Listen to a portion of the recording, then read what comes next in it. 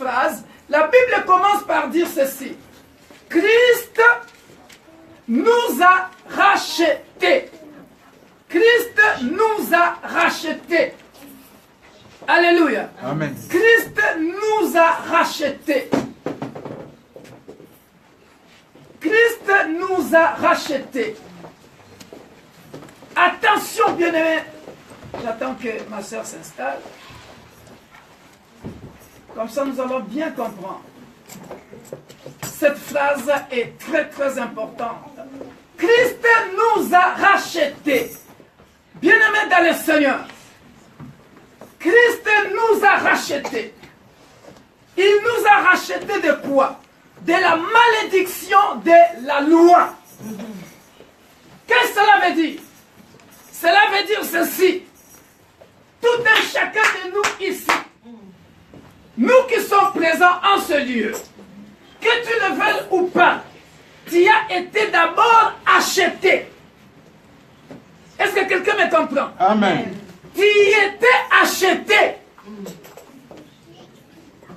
Tu étais acheté. Quelque part, que tu le veuilles ou pas, tu étais acheté par la loi ou les lois qui régissent ta famille. Tu étais acheté par la loi du péché. Tu étais acheté par les lois établies dans ta famille. Est-ce que quelqu'un me comprend? Amen. Il y a des familles, il y a des lois qui sont établies dans ces familles-là, dans le monde des ténèbres. Est-ce que quelqu'un me comprend? C'est-à-dire, nous avons une loi en France, nous disons que ici, en France, nous n'achetons pas de vignes qui viennent du Maroc, par exemple. C'est une loi. Nous avons dans notre famille une loi qui dit les enfants ne peuvent pas atteindre 2 ans, il faut qu'ils meurent. Nous avons une loi dans notre famille. Aucune femme ne peut se marier. Nous avons une loi établie dans notre famille. Suivez-moi très bien. Personne ne peut être riche. Nous avons une loi établie dans notre famille. Personne ne peut aller loin dans ses études. Une malédiction. Est-ce que quelqu'un me comprend? Amen. Voilà pourquoi, bien-aimé dans le Seigneur, je ne cesserai de le dire. Sans Jésus-Christ de Nazareth, l'homme de Galilée, le vainqueur de Golgotha, bien-aimé dans le Seigneur, avant que tu ouvres les yeux, trop tard, tu as vieilli et tu attends la mort. Pourquoi? Parce que il aurait fallu que tu comprennes toutes ces choses dès le début, donc quand on t'a annoncé la parole de Dieu. Christ nous a rachetés de la malédiction de la loi. Ici, on est en train de parler de quelle loi? La loi de Moïse. Moïse a établi des lois dans l'Ancien Testament. Or, bien-aimé dans le Seigneur, personne, bien-aimé, ne pouvait vivre ou suivre la loi ou respecter la loi à la lettre.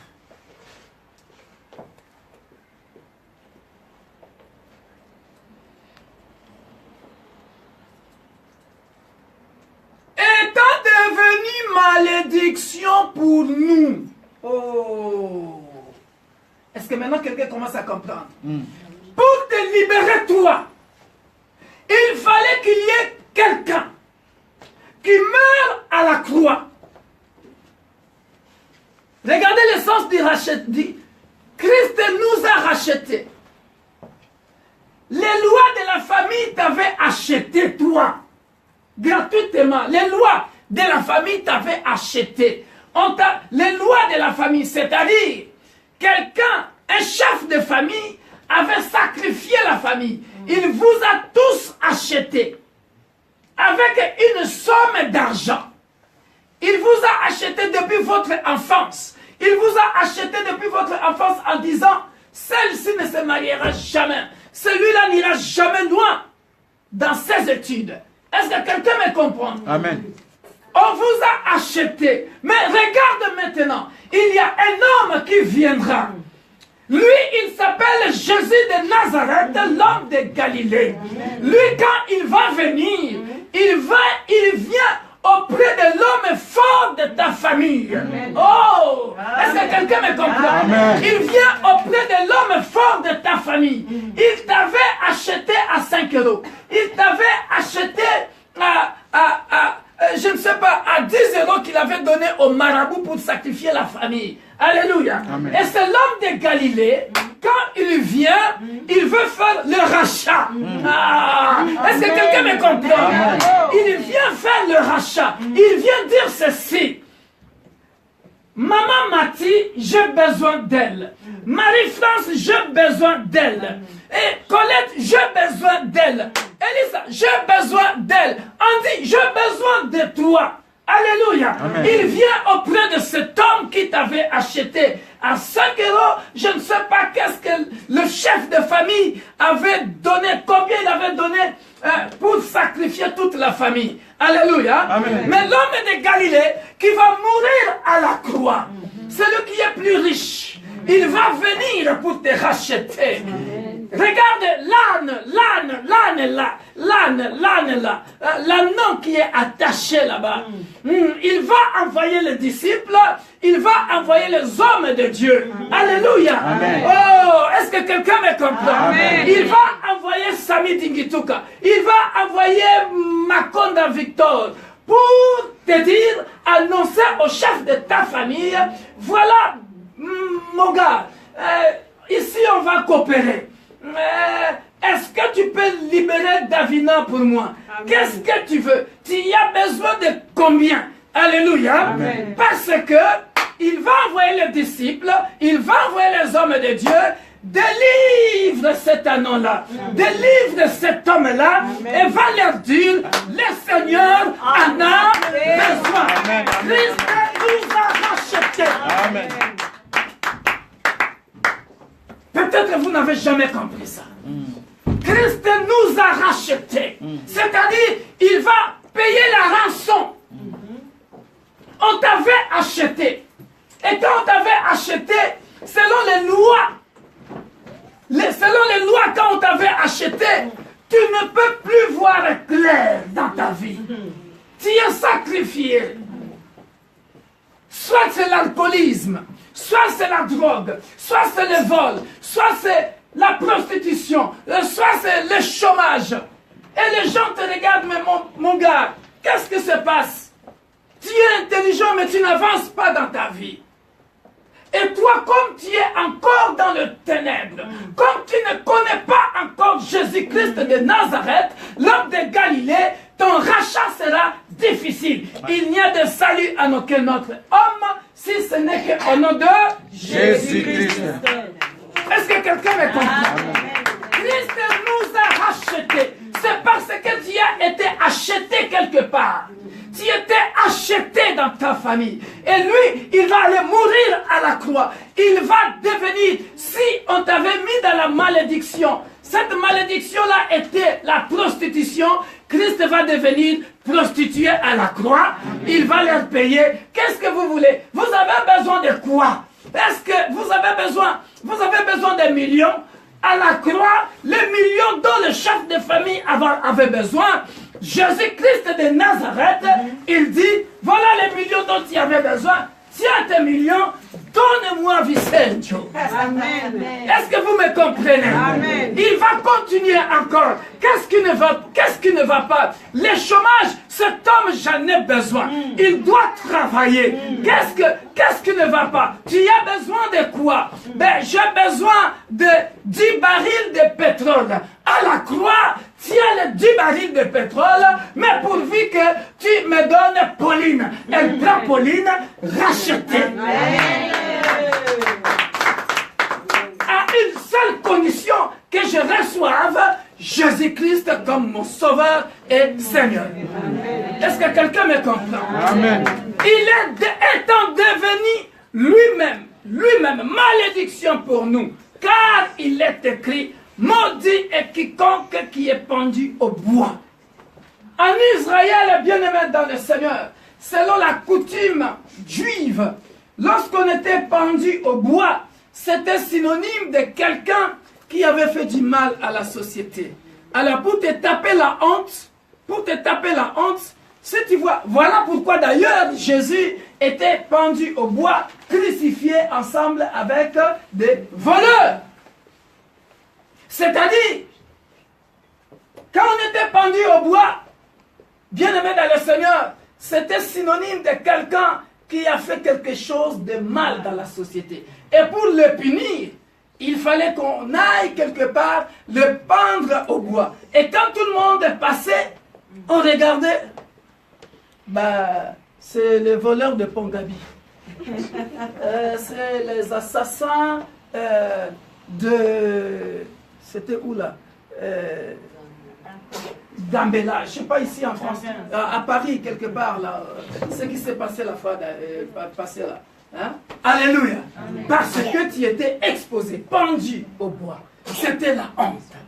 Est-ce que quelqu'un me comprend? Amen. Voilà pourquoi aujourd'hui, bien-aimé dans le Seigneur, après ce message, nous allons beaucoup prier et le Dieu de la Bible qui t'a racheté là-bas à la croix, bien-aimé dans le Seigneur, te délivrera. Amen. Ta délivrance se trouve entre les mains du Seigneur. Amen. Alléluia. Amen. Voilà pourquoi, bien-aimé dans le Seigneur, il continue encore de dire ceci. Il dit, afin que la bénédiction d'Abraham ait pour les païens son accomplissement en Jésus-Christ et que nous recevions par la foi l'Esprit qui avait été promis. Alléluia. Amen. Une très belle histoire. Alléluia.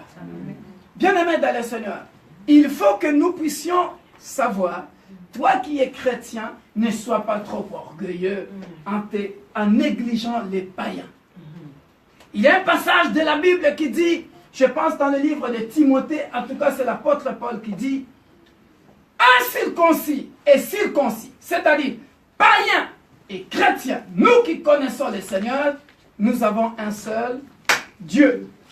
Romains chapitre 3, verset, je pense, 29-30. Alléluia. Amen. On va les lire vite fait. Et nous comprendrons beaucoup de choses, bien aimés dans le Seigneur. Je vais faire de mon mieux pour récupérer mon retard, comme je suis arrivé en retard. Quelqu'un peut lire Romains 3, 29, 30. Nous lisons la parole du Seigneur. Amen. Ou bien Dieu est-il seulement le Dieu des Juifs? Arrête-toi là. Ou bien Dieu est-il seulement le Dieu des Juifs? Alléluia. Amen. Or, lorsqu'on parle des Juifs, on parle de qui? Peuple de Dieu. Peuple choisi de Dieu. Des Hébreux. On voit Israël. On voit tout de suite les circoncis. Continue. Ne l'est-il pas aussi des païens? Ah. Continue. Oui, il est aussi des païens. Ah. Il est aussi le Dieu de... Alléluia. Puisqu'il y a un seul Dieu. Puisqu'il y a un seul Dieu. Qui justifiera par la foi les circoncis et par la foi les incirconcis. Ah. Qui justifiera par la foi les circoncis, c'est-à-dire ceux qui ont reçu Jésus-Christ comme leur sauveur et Seigneur. Alléluia. Amen. Et aussi les non-païens, les incirconcis, par la foi. C'est pas moi qui ai écrit ça. C'est-à-dire, je suis païen, mais je serai justifié par ma foi aussi, par mon Dieu le Créateur. Qu'est-ce que cela veut dire? Regardez. Cela veut dire tout simplement cette phrase que vous avez toujours entendu parler. Il y a beaucoup d'appelés. Et à peu de lui. Ah! Il y a beaucoup d'appelés, mais peu d'élus. Je me fais comprendre. Regardez.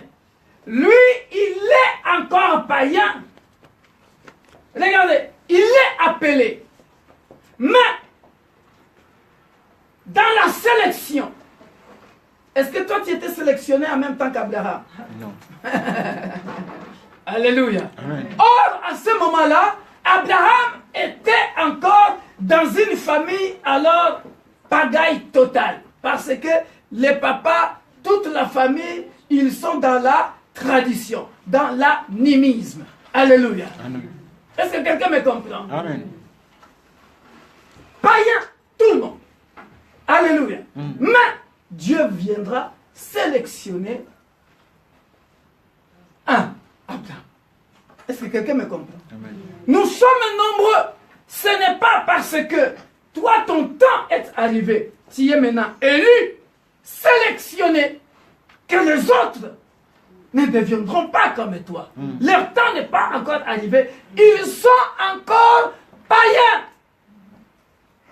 Est-ce que quelqu'un me comprend? Amen. Est-ce que quelqu'un me comprend? Amen. Quand je dansais encore Zaïko, les Papa Wemba, les Kofi, Dieu me connaissait. Mais je n'étais pas encore chrétien. Cela ne voulait pas dire que Dieu ne me connaissait pas. Dans le plan de Dieu, j'étais connu. Alléluia. Amen. Et ce qui fait étonner les gens que, mais comment ce type peut devenir pasteur alors que c'est un ancien Don Juan? Est-ce que je me fais bien comprendre? Amen. Beaucoup d'appelés, peu d'élus. Il est question de temps et de circonstances. Est-ce que quelqu'un me comprend? Amen. Et pendant ce temps, le Dieu qui me connaît, il attend me racheter. Ceux qui m'ont acheté sont en train de régner encore. Ceux qui m'ont acheté dans l'alcool, ceux qui m'ont acheté dans la prostitution, ceux qui m'ont acheté dans la tradition, ceux qui m'ont acheté dans la pauvreté, ils sont encore en train de régner. Mais mon Dieu à moi, Christ à moi, l'espérance de la gloire, n'a pas encore dit son dernier mot. Amen. J'ai besoin de cet homme. Vous l'avez lié. Au moment opportun, le ciel s'ouvrira et il enverra les gens. Dites au chef de cette famille-là de libérer M. Sami Dingituka. Le Dieu de la Bible en a besoin. Sélectionné, élu. Alléluia. Amen. Mais comment beaucoup d'appelés, peu d'élus, comment on va les sentir? On va voir que même s'il est encore dans le monde, mais il y a des indices que non, cet homme n'est pas comme nous. Il y a des choses qui vont montrer que non, cet homme n'est pas comme nous. Il peut être ensemble avec vous, mais vous l'avez acheté, mais il y a des indices, des choses de Dieu en lui qui montrent quand même il est intelligent. Il ira loin. Il n'est pas comme nous. Et au moment opportun, Christ viendra. Tu veux combien? 2 millions. Je l'ai payé à la croix. Amen. Libère-les. Il t'a racheté. Amen. Alléluia. Amen. Et la promesse que Dieu a faite à Abraham, tu vois maintenant, quand tu étais encore païen, on ne te considérait pas. Alléluia. Amen. Mais la promesse faite à la descendance d'Abraham, nous sommes fils et filles d'Abraham. Au même moment que tu reçois Jésus-Christ comme ton sauveur et Seigneur, tu rentres dans le processus. Amen. Délivré et tu rentres dans le processus. Est-ce que quelqu'un me comprend? Amen. Voilà pourquoi, bien-aimés dans le Seigneur, quand on vous dit venez en Jésus, que c'est beau. Que c'est beau. Le temps que tu passes ailleurs, sans connaître Jésus, tu vas souffrir. en dehors de Jésus, bien-aimé, tu vas souffrir. Alléluia. Est-ce qu'on a compris le rachat? Il t'a racheté parce que tu étais acheté. Entre dans le processus. Entre dans le processus. Et dès que tu es dans le processus, bien-aimé dans le Seigneur, laisse-moi te dire, Jésus de Nazareth, ça peut paraître rien, mais qui prêche là? C'est Marie-France. Ah oui, c'est elle. Alléluia. Amen. Jésus sait valoriser les gens. Amen. Jésus de Nazareth. Alléluia. L'homme de Galilée. Qui prêche là? Makonda. Je n'irai pas dans cette église-là. Ah ben oui, c'est lui. Alléluia. Amen. Ah. Bien-aimé dans le Seigneur, c'est trop beau. Maintenant, je vais parler de l'objectif de la délivrance avant de passer à autre chose. Colossiens chapitre 1, verset 13 à 14. Et après, nous reviendrons dans 2 Timothée et je terminerai là. Il y a beaucoup d'enseignements sur la délivrance parce qu'on nous a toujours parlé de la délivrance du peuple d'Israël en Égypte. Mais laisse-moi vous dire qu'il y a beaucoup de façons de prêcher sur la délivrance. Nous sommes dans Colossiens chapitre 1. Quelqu'un peut lire verset 13. Si tu veux, tu peux commencer à partir du verset 12. Ce qui m'importe, c'est surtout le verset 12 jusqu'à 14. Alléluia. Amen. On y va. Rendez grâce au Père qui vous a rendu capable d'avoir part à l'héritage des saints dans la lumière. Rendez grâce au Père. Aïe, aïe, aïe, aïe. Est-ce que quelqu'un comprend ça? Rendez grâce au Père. Nous allons comprendre pourquoi. Rendez grâce au Père qui vous a rendu capable d'avoir part à l'héritage des saints dans la lumière. J'explique en même temps pour que chacun de nous puisse comprendre. Alléluia. Amen. Bien-aimés dans le Seigneur, regardez. Quand tu es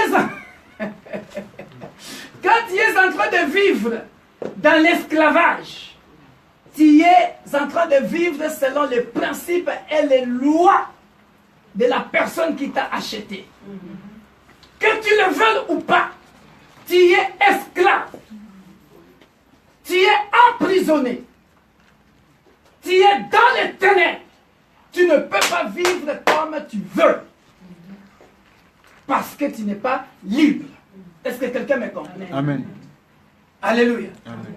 Voilà pourquoi l'apôtre Paul est en train de dire, rendez grâce. Rendez grâce à Dieu qui nous a qui vous a rendu capable, alléluia, qui vous a rendu capable d'avoir part à l'héritage des saints. Qu'il appelle ici quoi? Il dit dans la lumière. Dans la lumière, c'est-à-dire quoi? C'est-à-dire, à partir du moment que je reçois Jésus-Christ comme mon sauveur et Seigneur, suivez-moi très bien, ne soyez pas dispersés. Parce que, je vais expliquer ça autrement. Tellement, vous savez, il y a des mal qui deviennent une habitude. Il y a des souffrances qui deviennent une habitude. C'est collé à la peau. C'est-à-dire, comme dans notre famille, nous ne nous marions jamais. Comme dans notre famille, nous sommes toujours pauvres. C'est collé dans la peau. C'est-à-dire, tu ne crois même pas toi-même un seul instant que moi aussi je me marierai un jour. Parce que dans notre famille, c'est toujours comme ça. Les ténèbres est devenu un avec tes habitudes. Ah, chez nous, tu sais, dans cette famille-là, ils sont toujours comme ça. Or, dans le plan parfait de Dieu, tu es élu pour la lumière. Amen. Pour être un héritage, faire partie des saints. tu accepteras Jésus-Christ comme ton sauveur et Seigneur, tu commences à faire maintenant la part des choses. C'est moi? Oui, oui, c'est moi. Tu as vu la lumière. Il semble bien installé. Amen. Alléluia. Continue, papa.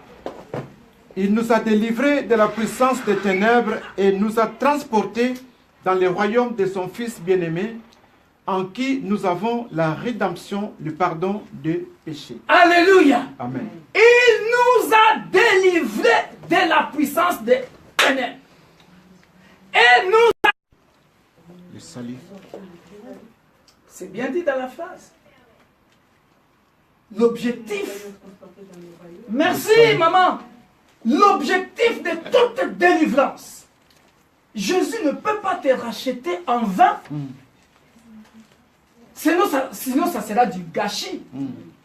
T'es racheté, tu étais dans les ténèbres. Maintenant, il t'amène dans la lumière pour te faire repartir encore dans... Non. L'objectif de la délivrance.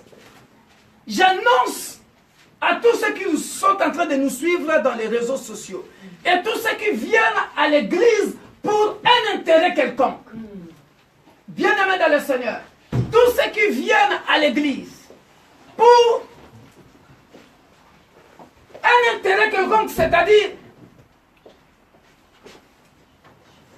je viens après la délivrance, je retourne au vomi. Tu n'as pas compris le Seigneur. Am I talking to somebody? Yes. Est-ce que je parle à quelqu'un? Amen. L'objectif de la délivrance, le Dieu de la Bible que nous prêchons, n'est pas un Dieu de perte. Mais, est-ce que vous comprenez? Amen. T'es racheté. C'est un gain pour lui. Il t'a racheté parce que justement, il ne veut pas que tu meurs. Il ne veut pas que tu ailles dans un enfer. Donc, l'objectif du rachat, quand Dieu va te délivrer, c'est des ténèbres à son admirable lumière. En d'autres termes, de l'enfer où tu étais, de la souffrance où tu étais, à la lumière, au royaume des cieux. Si, je vais illustrer ça d'une autre manière. Si les voleurs, après avoir volé toute sa vie, il arrive à la croix pour être perdu encore alors qu'il est à côté de celui qui peut les ramener au paradis. Il n'a rien fait. Voilà pourquoi on appelle ça une grâce extrême. Alléluia. Est-ce que vous savez que la prière elle-même, la prière, vient de Dieu? Je vais vous étonner. La Bible dit ceci. La Bible dit, avant que la parole vienne dans ma bouche, il la connaît entièrement. La Bible dit quoi? Mon âme a soif de Dieu. Alléluia. Amen. Comme pour dire quoi? Regardez. C'est Dieu lui-même, par sa souveraineté, qui va mettre la parole, parce qu'il voulait faire grâce à ces voleurs-là.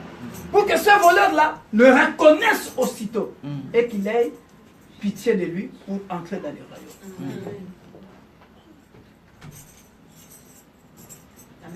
Est-ce que quelqu'un comprend? Amen. Comment je peux encore dire ça?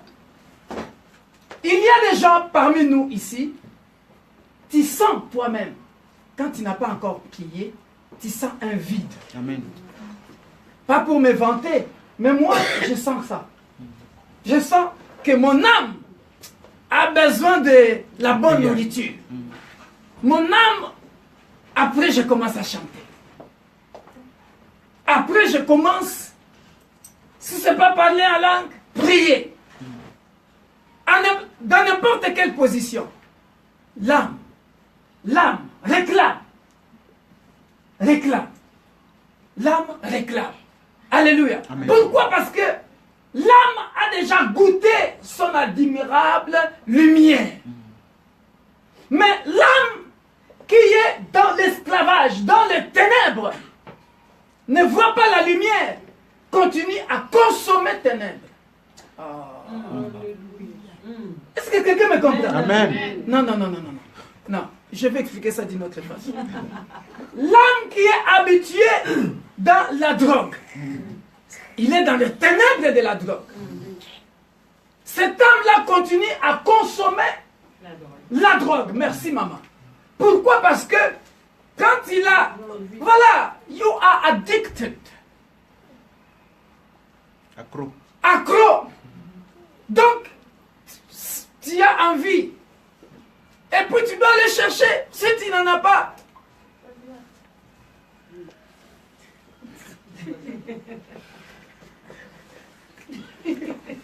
S'il n'y en a pas, tu es malade. Dieu ne fait rien pour rien. Il va te délivrer de cet endroit-là. Voilà pourquoi il parle de pardon du péché. Regardez. C'est pour ça qu'il dit, il nous a délivrés de la puissance du ténèbre. Est-ce que vous comprenez que le ténèbre a une puissance? Amen, amen. L'alcool a une puissance. La prostitution a une puissance. La pauvreté a une puissance. Ça t'attire. Sans l'intervention divine. Sans l'intervention. Je parle bien de l'intervention divine. Sans Jésus.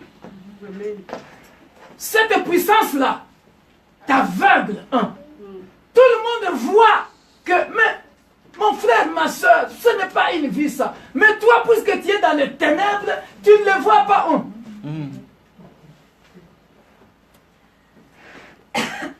C'est une puissance. Ça t'attire. Mais la puissance de la croix est plus que cette puissance-là. Voilà pourquoi, bien-aimé dans le Seigneur, il dit, il nous a délivrés de la puissance des ténèbres et nous a transportés. Vous voyez le fait qu'on utilise ici? Il nous a transportés. Qu'est-ce que cela veut dire? Viens ici, Vicencio. C'est-à-dire quoi? Il était accroupi dans les trous. Dans les trous. On ne pouvait pas le voir. Enfermé comme ça.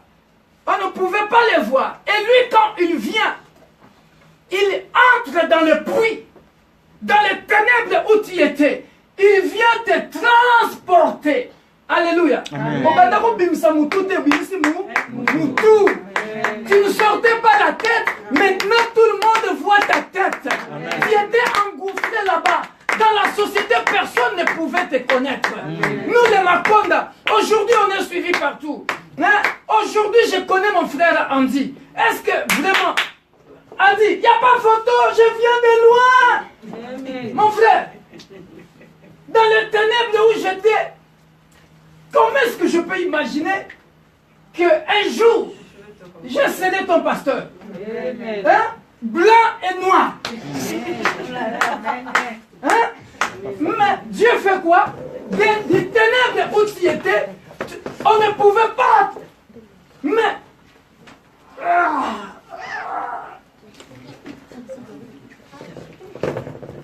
la tête sort.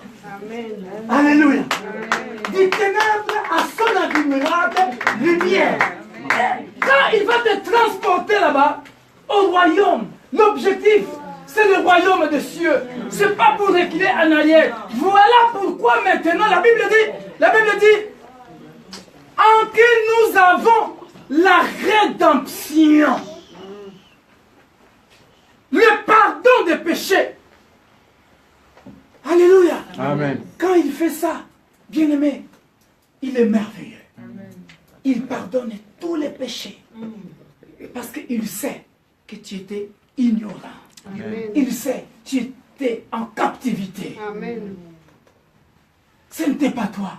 Le diable avait pris ton esprit, il a caché ça quelque part. Tu as vécu dans l'esclavage du péché. Alléluia. Et il vient dire à celui qui t'a gardé en captivité, tu as besoin de combien? J'ai besoin de cette femme-là. J'ai besoin de cet homme-là. Allez, tiens, donne-le-moi. Il te lave.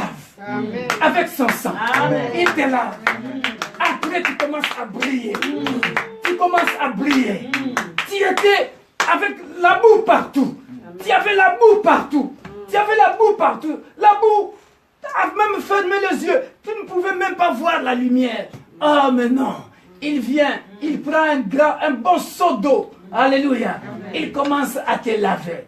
Par son sang. Il te lave. Il te lave. Les péchés pardonnés. Alléluia. Tu commences à briller. Amen. Alléluia. Il est merveilleux. Amen. Que Dieu te bénisse, toi qui clames, maman. Parce que tu as accompli la délivrance. Alléluia. Tu n'es plus esclave du péché. Tu n'es plus esclave du péché. Parce que maintenant tes yeux voient clair. Tu es dans la lumière. Parce que maintenant tu sais que ça c'est la prostitution, je ne peux plus goûter à ça. Ça c'est le vol, je ne peux plus goûter à ça. Ça c'est le malheur de la famille. Maintenant le malheur de la famille. Si c'était la maladie chronique n'est plus mon partage. Pourquoi? Parce que je connais maintenant la personne de Jésus-Christ. Des ténèbres à son admirable lumière. Péché pardonné. Que Dieu vous bénisse. Alléluia.